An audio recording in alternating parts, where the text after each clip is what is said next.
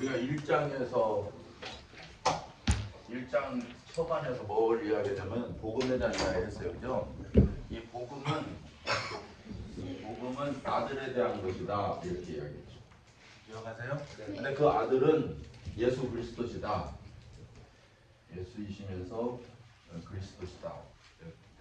크라이스트는 X로 이렇게 이야기하거든요. 근데 예수는 육신을 가지신 분이시고 그리스도는 영이시다라고 이야기했죠. 육신은 다윗의 혈통에서 나셨고 영으로는 하나님의 아들이시다. 근데 이 하나님의 아들이라고 하는 이것은 부활하심으로 증명되셨다 이렇게 이야기했죠. 그런데 이 복음은 모든 믿는 자의 구원을 주시는 하나님의 능력이 되시다. 이거 뭐 이 정도 다 이해하시잖아요, 그죠? 구원을 주시는 하나님의 능력. 구원이 복된 소식이니까요, 그렇죠? 이 복음은 구원을 주시는 하나님의 능력이 누구로부터? 아들로부터 나타나는데 아들은 하나님이시며 인간이셔야만 된다. 이것이 1장의 내용이잖아요. 그런데 이 구원을 주시는 하나님의 능력이 하나님의 의가 나타나야 된다. 이 하나님의 의, 이게 굉장히 중요하다 그랬습니다. 그렇죠?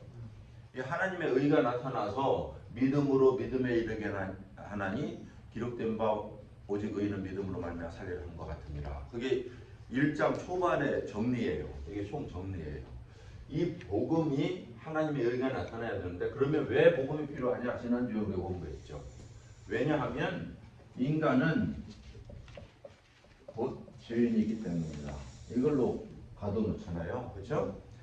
죄인이니까 하나님의 영광이 이룰 수 없는데 죄인이니까 하나님으로 심판을 받아야 되는데 죄인이니까 하나님으로 관계가 꿰져 있는데 인간 스스로 자기 스스로 하나님인 줄 안다는 거예요. 하나님을 무시하고 하나님 없다 하고 자기 행동으로도 그렇고 그러니까 하나님께서는 그 상실한 마음대로 그냥 포기하셨다, 버려두셨다, 내버려 두셨다 이렇게 말씀하고 있어요.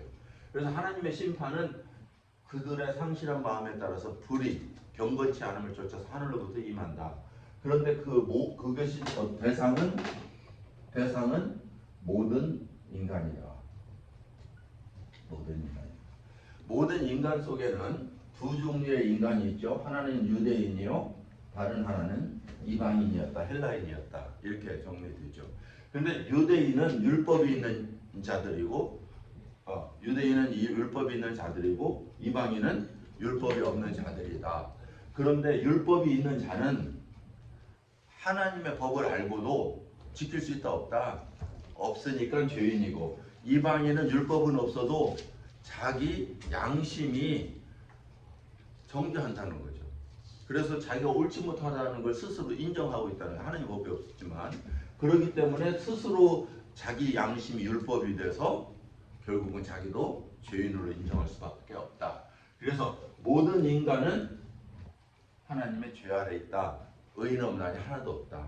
그러므로 이제 3장 23절 거기에 보면 결론이 뭐냐면 모든 사람이 죄를 범하였음에 뭐예요? 하나님의 영광이 이룰 수 없다. 하나님 앞에 나아가는데 갈 수가 없어요. 요한복음에는 예수님께서 뭐라고 말씀하세요? 나는 곧 길이요 진리요 생명이니 나로 말미암지 않고는 아버지께로 갈 수가 없다. 모든 사람이 죄를 범하였으면 하나님 영광이 이룰 수 없는데 오직 누구로 말미암아?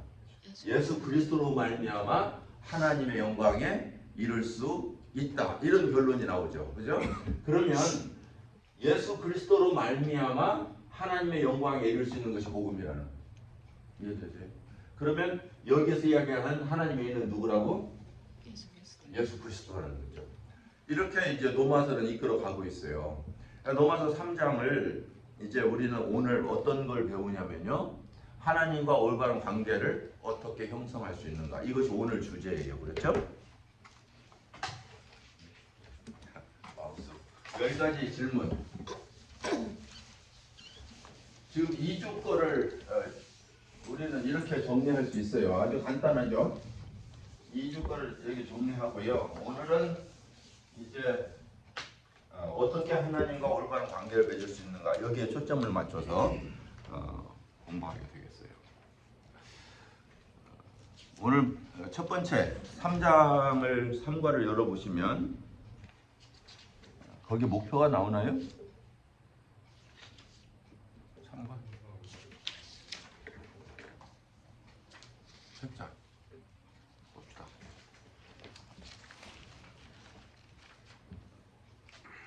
안 나오는군요. 오직 예수의 길로만 가능하다. 예, 앉으세요.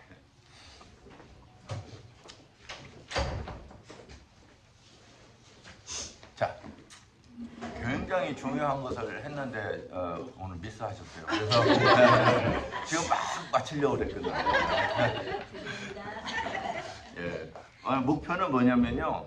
제가 보내드린 것처럼 우리는 하나님 앞에서 자신을 변호할 수 없다. 그러나 하나님이 우리를 대신해서 예수를 심판하시고 우리를 하나님과 올바른 관계를 만들겠다고 계획하셨고 말씀하셨어요. 그래서 그것을 통해서 하나님의 정의와 자비를 보여주신다라는 것이 목표라고 제가 적어 보냈어요. 그죠? 그래서 복습을 제가 이미 했죠. 복습은 이제 살펴보면 복음은 하나님의 의가 나타나 믿음으로 믿음에 이르는 것입니다. 제가 카카오톡에 보내드린 내용입니다. 혹시 여러분들이 카카오톡을 보셔야 이걸 이해할 수 있는 부분이겠죠. 인간의 상실은 자기 마음에 원하는 것을 하여서 본질적으로 진노의 자녀입니다. 맞아요? 예. 모든 인간은 종교와 상관없이 그리고 율법과 관계없이 모두 죄 아래 있다고 정의했습니다. 그래서 심판은 하나님의 공의, 그 하나님의 공의대로 되는 것으로 인간의 죄에 대한 하나님의 진노입니다. 심판은요, 하나님의 공의가 죄를 용납할 수 없다는 것을 우리는 인정하는 거예요. 그리고 다섯 번째, 우리는 우리의 행위가 아닌 하나님의 의를 선물로 기대해야 돼요. 그렇지 않으면 우리는 죽은 자들이 심판을 받을 수밖에 없는 자들이다 하는 거죠. 그래서 이제 로마서 3장 1절에서 20절은 모든 사람은 죄 아래 있습니다 라고 이야기하고 있다는 거죠. 자, 그러면 로마서 3장을 펴시고 19절을 보겠습니다. 19절에서 20절을 한 분 읽어주시죠. 최 집사님 먼저 읽어주시죠. 너희가 알거니와 율법이 말하는 바는 율법 아래에 있는 자들에게 말하는 것이니 이는 모든 입을 막고 온 세상으로 하나님이 심판 아래 있게 하려 함이라. 그러므로 율법의 행위로 그의 앞에 의롭다 하심을 얻을 유체가 없나니 율법은 죄를 깨달음이니라. 예, 자, 제가 지난주에 말씀을 드렸죠. 율법은 죄가 아닙니다. 오히려 율법은 하나님의 법이에요. 그러니까 하나님의 법은 아주 거룩해요. 아주 거룩한 법이에요. 왜냐하면 하나님의 기준이기 때문에 그래요. 그래서 하나님의 기준은 선한 것입니까? 악한 것입니까? 선한 거죠. 그러니까 그렇기 때문에 율법은 선한 거예요. 여러분들이 율법적이야 뭐 그러면서 율법에 있으면은 뭐 마치 악한 것처럼 생각하는데 아니에요. 율법은 하나님의 최고의 기준이거든요. 그래서 그 법을 지키라고 주었지만은 여기 잘 오해하시면 안 돼요. 인간에게 하나님께서 이렇게 율법을 주셨을 때는 율법을 지키라고 하셨죠. 이스라엘 백성들은 지키라고 그랬죠. 근데 문제는 어디에 있었어요? 그들이 율법을 지킬 수 있는 능력이 없었다는 거예요. 예. 그러니까 인간은 하나님 앞에 이미 하나님의 법을 지킬 수 있는 능력이 상실된 상태예요. 아담 이후에. 왜 그래요? 영적으로 죽었기 때문에 하나님 능력이 사라졌기 때문에 지킬 수가 없는 거예요. 그러니까 율법을 우리에게 주신 것은 율법 아래 있는 자들이 자기들이 범죄했다는 사실을 깨달음으로 말미암아 심판 아래 있다는 사실을 알게 되는 거예요. 그렇죠? 자, 그러면 여러분들이 심판을 모든 사람이 율법 아래 있기 때문에 하나님의 법을 받았던 양심의 법을 받았던 율법 아래 있기 때문에 모든 사람은 자기 자신이 죄인인 것을 스스로 증거할 수 있어요. 인정할 수 있어요. 그죠?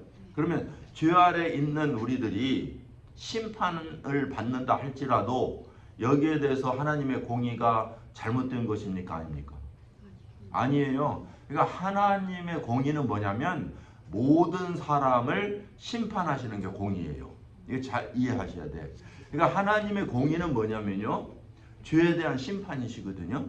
그렇죠? 죄는 반드시 심판하신다. 그렇기 때문에 이 공의는 모든 사람이 죄가 조금이라도 있으면 심판하셔야 되는 게 공의이고, 그러나 모든 사람이 비록 심판 가운데 있는 공의가 실행된다 할지라도요, 그 중에 어떤 사람일지라도 용서하시는 것은 자비예요.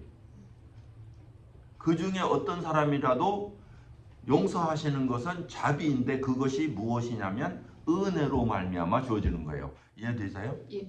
은혜라고 하는 것은 공의의 반대말이 아니에요.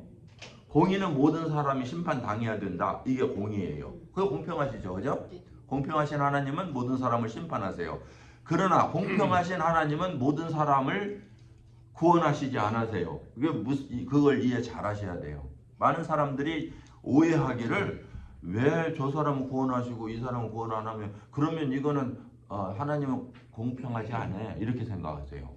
근데 하나님의 공평은요, 모든 사람이 죄에 대해서 심판받는 것이 공평이에요. 자, 그런데 하나님의 은혜가 어떻게 나타나느냐, 그것은 바로 그 공평을 어떻게 실행하셨느냐에 있다는 거예요. 자, 그러면 그것이 바로 이제 여기에서 이야기하는 건데요. 그러면 율법은 능력이 없는 우리에게 주신 것은 행위로는 하나님 앞에 의롭다 하심을 얻을 육체가 있다 없다? 없다는 거예요. 제가 지난주에 말씀드렸나요? 아담은 율법 한 가지밖에 없었다고 이야기했죠. 그런데도 불구하고 아담은 범죄했어요. 그러니까 우리에게 많은 율법 줘도 한 가지만 너 그거 못 지켜요. 너무나 많아서. 아니에요. 한 가지만 줘도 못 지킨다니까. 그러한 우리들이 율법을 통해서 무엇을 알으라고? 죄인인 걸 알으라고. 예. 자, 봅시다. 여자분들이 오늘 아침에 일어나셔서 거울을 많이 보고 오셨잖아요. 그죠? 예, 거울을 많이 보고 오셨는데 뭐 10분 이상은 서 있었겠죠. 그죠? 예? 그것도 아니에요? 예. 눈이 안 보이시니까 뭐. 5분이면 돼요. 자, 이렇게 제 아내 이야기하는 거예요. 그런데 이 거울이 우리를 고쳐주던가요? 안 고쳐주죠. 이렇게 삐뚤어졌는데 거울이 안 고쳐줘요. 보여줄 뿐이에요. 그러니까 율법은 우리를 잘못된 것을 비춰주는 역할을 하는 거예요. 비춰주는 역할을 해요. 잘못됐다는 거예요. 근데 그것이 클리어하면 클리어할수록, 율법이 거룩하면 거룩할수록 우리의 본 모습이 그대로 비춰나요. 막 거기에 막 빛이 있고요. 또 요즘에는 잘 안 보인다고 돋보기 거울까지. 예. 그죠? 그러면 그대로 드러나는 거예요. 여러분, 우리가 죄인으로 드러나면 그 다음에 해야 되는 게 뭐가 있어요? 우리들이 회개하고 돌아가야 돼. 회개하고 돌아가야 돼요. 예. 근데 회개할 능력도 없단 말이에요. 죄인들이 할 것 딱 한 가지. 나에게 구원이 필요한 그것을 인정하는 거예요. 나에게 누구예요? 둘째 아들 있잖아요. 탕자 중에 둘째 아들. 그가 돈이 있을 때는 어땠어요? 돌아가야 되겠다 생각했나요? 안 해요. 그게 좋은데. 사람들은요, 자기가 가진 것이 충분하다 생각하고, 내가 이 세상이 만족스러웠고, 예? 그럴 때는 하나님 필요해, 안 해? 안 간다니까요. 근데 결국 그가 돼지 쥐염 열매를 쥐어 먹으면서 이게 내 모습은 아니었는데, 예. 난 이러다가 굶어 죽겠구나. 이 마지막 순간을 경험할 때 내가 죄인으로서 하나님 앞에 심판을 받을 수밖에 없는 존재이구나. 이거 의식할 때 비로소 은혜의 필요성을 깨달아요. 구원의 필요성을 깨달아요. 지난주에 그거잖아요. 모든 인간은 죄인이다. 하나님 심판이 있다. 심판이 있다. 말씀하신 이유는 뭐냐면 그러므로 너희는 하나님 앞에 구원을 바라봐라. 이거예요. 그런데 그 바라보는 자에게 뭐가 나타났냐? 22절. 유집사님.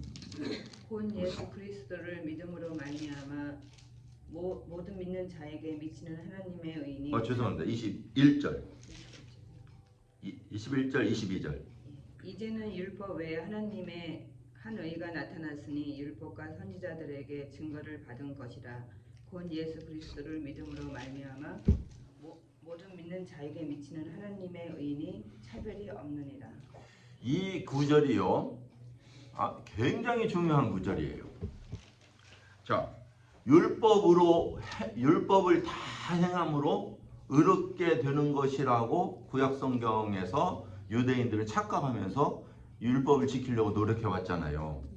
그런데 그것이 불가능하다고 현실적으로 인식할 수밖에 없었고, 그리고 바울사도는 선언을 했어요. 그뿐만 아니라 하나님은 구약성경에서 의인은 없나니 하나도 없다고 이미 선포하신 거예요. 자, 그러면 그 불가능한 인간에게 율법으로 말미암고 다른 방법으로 의롭게 될 수 있는 다른 한 의가 나타났다는 거예요. 이게 소망 아니에요? 그렇죠? 우리가 행위로 말미암아 의롭게 될 수 없는데 다른 방법이 있대. 그쪽으로 말고 이쪽에 있대. 이쪽에. 어떻게 해서 여러분들이 이건 아니라고 하던 사람들이 어떻게 돌아가야 할 거 아니에요. 눈을 돌려야 될 거 아니에요. 그렇죠? 이 나비가 된 누에고치라는 제가 설교할 때 한 번 한 것 같은데 영화로 저는 기억해도 다른 분들 기억 못해. 이 누에고치들이 서로 싸우면서 막 자기들 탑을 쌓으려고 노력하는데 막 짖고 막 짓누르고 가고 돌아가는 거예요. 그래서 탑을 올라가면 그 자기들의 행복을 추구할 거라고. 그 고지에 올라가야 된다고. 서로 집어 끌어내리면서 상처를 피투성이가 돼가면서 그 끝에 올라가는데 허무해. 아무것도 없어요. 그런데도 계속 올라가는. 왜냐하면 다른 도에서 저리 가야 된대. 막 서로 막 가야 된다는 거예요. 근데 그 중에 하나가 가다가 사랑을 하고 둘이 만나서 그랬는데도 그것이면 행복할 줄 아니에요. 또 서로 같이 올라가자. 우리 같이 가자. 그러다 그 하나가 포기하고 내려가서 나비가 돼요. 둥지를 틀고 자기의 죽음을 통해서 뚫고 나와서 부활의 이 생명을 경험하면서 날갯짓을 하면서 올라가요. 나비가 된 거죠. 누에고치는 그것이 인생의 만족, 행복, 그것이 의라고 생각하고 노력으로 쌓아가려고 했는데 꼭지에 가도 허망해요. 가보니까 다른 데도 많이 꼭지들이 있어. 자기 나름대로 출세, 명예, 부 이런 게 있어요. 그런데 나비는요 다른 방법이었어요. 그 이상의 새로운 생명으로 날게 되었다. 뭐 이런 우화 이야기예요. 여기에 인간의 의로 하나님 앞에 율법으로 갈 수 없는 그것을 하나님은 다른 길을 열어놓으셨어요. 다른 하나님의 의를 만들어 놓으셨어요. 그것이 곧 뭐라고요? 예수 그리스도를 믿음으로 말미암아 모든 자에게 주어지는 의라고 말이에요. 행하는 의가 아니라 믿음은 주어지는 의예요. 주어져. 자, 그러면 여러분 주어지는 걸 받을래요? 아니면 행위로 갈래요? 그러니까 행위로 가려고 하는 그 자체를 버려야 된다니까. 그게 아니라는. 왜냐면 그걸 하면 어때요? 심판이에요.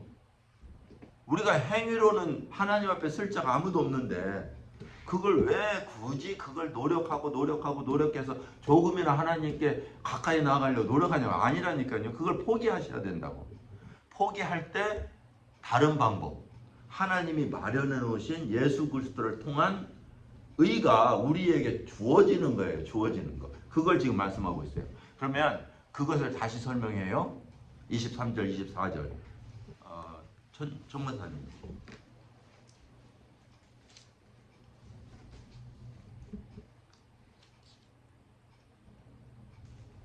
모든 사람이 죄를 범하였음에 하나님의 영광에 이르지 못하다니 그리스도 예수 안에 있는 속량으로 말미암아 하나님은 은혜로 값없이 부럽다 하심을 얻는 자 되었느니라. 예. 죄가 여기 많고 적음에 대해서 이야기하나요? 예? 죄가 이 죄를 많이 지어야 죄인이에요? 아니죠? 예, 한 가지만이라도. 여기 큰 죄, 작은 죄 이야기하나요? 아니에요. 모든 사람은 죄를 지었으므로 이렇게 이야기해요. 그래서 이 죄를 범하였기 때문에 그게 결과적으로는 하나님 앞에 나아갈 수 없다는 거예요. 율법 아래 있던, 양심의 법 아래 있던 의인 없나니 하나도 없다. 그런데 여기에 하나님의 영광에 이르지 못한다 하는 말은 무엇을 의미하냐면요, 관계성에 문제가 있다. 하나님의 관계가 이미 깨졌다, 이런 말이고요. 법적 지위가 없어요. 그러니까 법적으로 길티가 됐다, 이런 말이에요. 네. 자, 그러면 우리는 하나님 앞에 나아갈 수도 없고 하나님께 버림받았고 결국은 정죄돼서 죄인으로 심판을 받아야 되는데, 24절에 있는 그 말씀이 그리스도 예수 안에 있는 속량, 이 속량이라는 게 뭐냐면요, 빚을 갚았다, 그런 말이에요. 속량, 그러면 빚을 갚았다. 자, 대속이라는 말로 옛날에는 돼 있었는데요, redeem이라고 하는 영어 단어예요. redeem. 그것은 뭐냐면 노예를 노예 시장에서 돈을 지불하고 샀다, 그런 말이에요. 돈을 지불하고 사가지고요, 그건 누구에게 속해요? 그 주에게 산 사람한테 속하잖아요. 그런데 그 사람이 자유케 하면 자유인이 돼요. 네, 그런 의미를 가지고 있어요. 그래서 예수님께서 빚을 갚기 위해서 무엇을 하셨어요? 네? 십자가에서 죄값을 치렀잖아요. 죄값을 치렀잖아요. 그의 피로 죄값을 치렀거든요. 맞나요? 이렇게 조용하시지? 네. 네. 아니, 가장 우리 기독교에서는 가장 기본적으로 사람들이 그 이야기 또 하네 할 정도로 들어온 이야기예요. 그런데 문제는 이거예요, 여러분. 예수님이 십자가에서 누구 죄를 위해서 죽으셨어요? 우리의 죄. 그런가요? 예. 우리의 죄를 위해서 죽었다고 그렇게 이야기해요. 우리의 죄를 위해 피값을 치렀대요. 그런데 사실 여기 현대 우리 것만 아니라 세상의 죄를 지고 가셨어요. 자, 세상의 죄는 넓은 의미잖아요. 그죠? 세상에 있는 모든 죄는 넓은 의미예요. 그런데 우리 죄는 여기 지금 여기. 그런데 나의 죄는요, 내 거예요. 자, 그런데 우리 이러면서 묻혀가지 내 거라고 생각을 잘 못해요. 이게 문제예요. 세상 죄를 지고 가는 하나님 어린양 그러면서 찬양을 하는데 나의 죄는 의식하지 못해요. 자, 그럼 물어봅시다. 나의 죄가 어떤 죄예요, 여러분? 지금까지 지으면서 어떤 죄를 지셨어요? 뭐 저한테 이야기하라는 거 아니에요. 네. 왜 이렇게 웃으세요? 말하기도 창피할 정도로. 그 어렸을 때부터 고집 세갖고 막 그냥 많이 원수 갚으셨답니다. 자, 보세요. 태어나서 지금까지 내가 알든 모르든 어쨌든 마음속으로 지어지든 정신적으로 지어지든 행함으로 지어지든 모든 죄가 십자가에서 이미 2000년 전에 옮겨갔어요. 그럼 우리 죄 있나요, 없나요? 그냥 공식적으로 이야기하자고요. 죄 있어요, 없어요?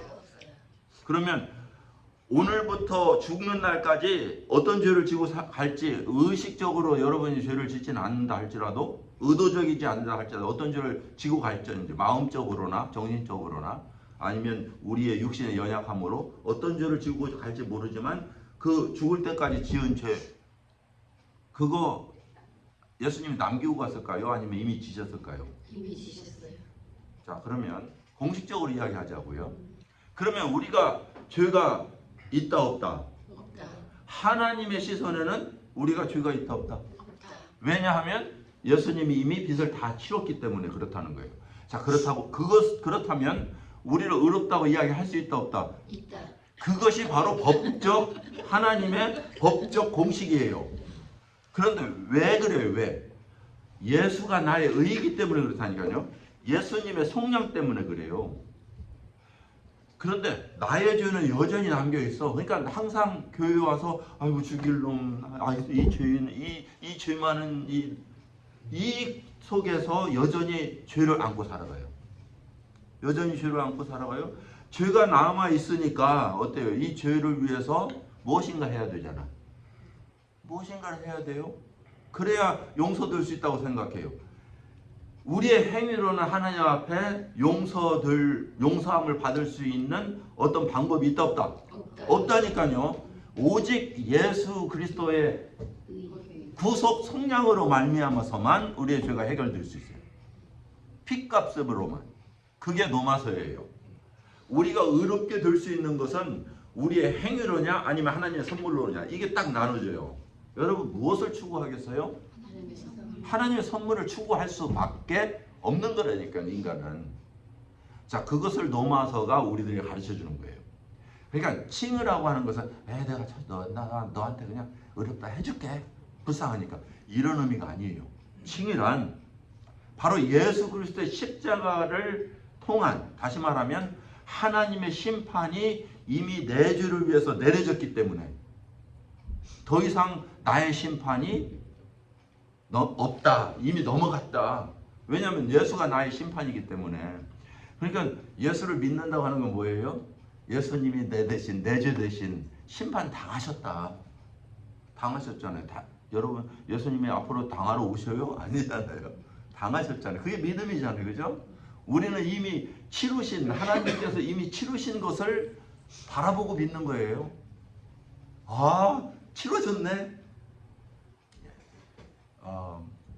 나의 죄 사했네, 나의 죄 사했네. 찬송하잖아요. 찬송은 하는데 돌아서면 어휴, 이러고 있어요. 왜 그래요? 사했다고 하면서 나의 죄를 씻기는 예수의 피밖에 없네. 그래놓고는 뭘 하려고 그래요? 울어도 못한다면서요. 힘써도 못한다면서요. 참아도 못한다면서요. 예? 오직 그의 공로만 믿고 죽게 가기만 하면 영원 삶을 얻네. 그렇게 찬송은 해요. 찬송은 하는데 왜 자꾸 우리의 노력으로 하려고 그런 거예요. 되지도 않는 노력으로. 그러니까 바울 사도는요, 이걸 철저하게 나를 깨부수는 역할을 해요. 왜 그런지 아세요? 오직 예수 그리스도만이, 예수 그리스도 믿음만이 바로 너야. 이제 그것이 바로 5장, 6장, 7장, 8장이에요. 6장에서 너는 죽었어. 너는 죽었어. 죽었으니까 내가 존재하지 않는 거예요. 근데 존재하지도 않는 내가 막 자꾸 하나님 앞에 나가려고 그러니까 왜 또 노력해? 이렇게 되는 거죠. 너는 죽었어. 예수와 함께 십자가에 죽었어. 그리고 너는 부활한 예수님의 생명으로 사는 거야. 이제 막 태어난 생명이야. 그러니까 하나님 앞에 내가 해드릴 테니 이런 생각이 아니라 하나님 의지하고 살아. 어린아이처럼. 새로운 생명. 두 번째는요, 율법 7장에서는 법에 대하여 죽었어. 법에 대해서 태어났어. 8장에서는요, 그러므로 죄와 사망의 법에서 너희를 해방하였느니라. 그리스도 예수 안에는 결코 정죄함이 없다. 8장은 그렇게 이야기하고 있어요. 그것을 설명하기 위해서 지금 3장에서는 뭘 이야기하냐면 바로 예수 그리스도는 여러분의 의이십니다. 예, 여러분의 의이십니다. 내가 하나님 앞에 의롭게 된 것은 누구의 공로? 하나님의 공로, 예수 그리스도의 피로 말미암아. 그렇죠? 자, 그러면 25절 보겠습니다. 25절, 26절. 강본사님께서 읽어주시죠.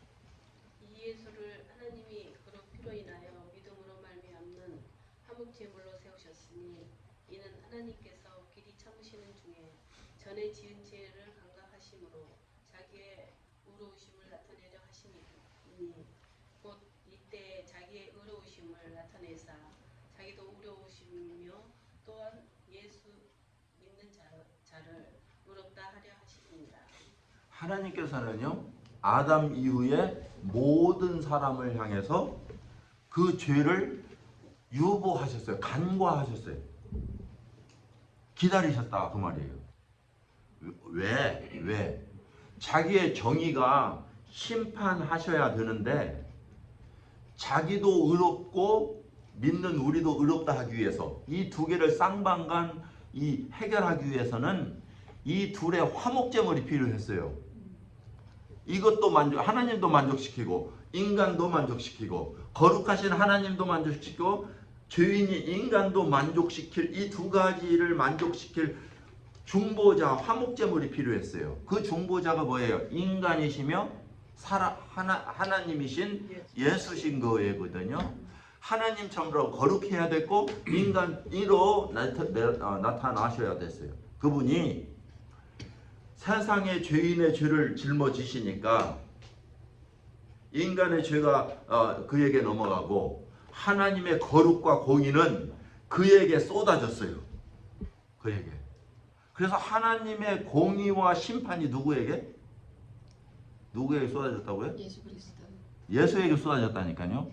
하나님의 거룩하신 공의와 심판이 인간을 향한 아담의 죄부터 여러분 우리 후손의 죄까지 죄를 향한 하나님의 공의와 심판이 예수에게 쏟아져서 그를 하나님은 죽이셨어요. 아버지가 죽였어요. 아버지가. 저희들 때문에 죽였어요. 그리고 나서 그것을 믿는 우리들에게 이제 너의 죄가 사해졌어? 이제 됐어. 지금까지 참아오신 죄를 간과해 오신 그것을 하나님께서 이제는 내 의도 만족했어. 왜? 너희 죄를 내가 심판했거든. 나도 의롭고 이제 너희들도 의로워. 이것을 완성시키셨다. 그게 바로 2000년 전 역사의 이야기예요. 아담부터 시작해서 예수님까지 그 수많은 죄가 있지만 그들을 꾹꾹 눌러오시다가 예수를 통해서 그 의로움을 나타내시고 그 다음에 오늘에까지 이루시면서 이제 믿기만 하면 너의 죄는 사해진 거야. 그걸 믿느니? 하고 질문하고 계시는 거죠. 자, 그 다음 27절부터 28절까지 김혜영. 그런즉 자랑할 데가 어디냐 있을 수가 없느니라. 무슨 법으로냐 행위로냐 아니라 오직 믿음의 법이니라. 그러므로 사람이 의롭다 하심을 얻는 것은 율법의 행위가 있지 않고 믿음으로 되는 줄 우리가 인정하노라. 예. 누구 자랑할 수 있어요? 여러분 의롭게 된 것이 여러분의 행위인가요? 아니에요. 여러분 우리가 하나님으로 예수 그리스도가 우리 죄를 속량했다는 사실 믿으시잖아요. 믿으시죠? 그럼 예수님께서 우리 죄를 다 용서하심으로 여러분이 하나님과의 올바른 관계 의롭다함을 얻다는 거 믿으시잖아요. 믿으세요? 아멘 하세요? 아닌가요? 그러면 내가 하나님의 그 의롭다함을 얻었다는 사실이 여러분 노력이었어요? 아니에요. 모르고 있다가 오늘 이 시간에 만약 여러분이 그래? 이게 이렇게 알게 됐다면 이게 여러분의 노력인가요? 성경 공부 오늘 수고하셨죠? 8시까지 오시면 어떠한